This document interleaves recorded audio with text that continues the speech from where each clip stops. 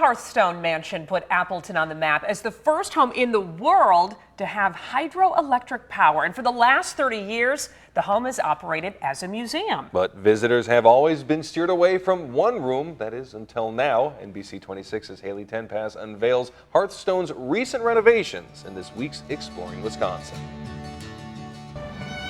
Stepping inside Hearthstone is like stepping into the 1880s. We depict the whole house as the time period that the Rogers family lived here. The rooms preserved to look just like they did centuries ago. When Mr. Rogers built this house, this was the most modern house of its age. But for years, one room remained unseen to the public. It wasn't really on display. It wasn't really something we could show or something that people would come to see. It's been 30 years as a museum, and we have not restored the kitchen. It's been almost a running joke amongst Hearthstone volunteers. They get over to by the kitchen, they say, "Can we see the kitchen?"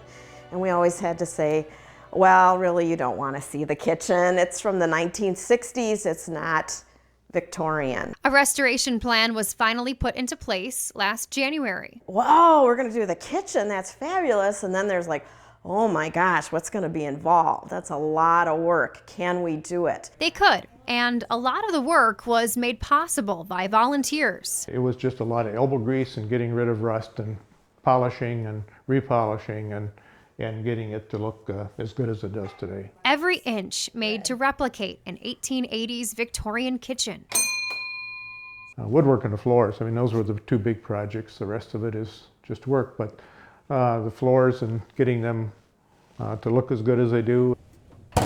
The only original item to the home is the stove. So the museum went on a treasure hunt, searching for an icebox, a table, and sink.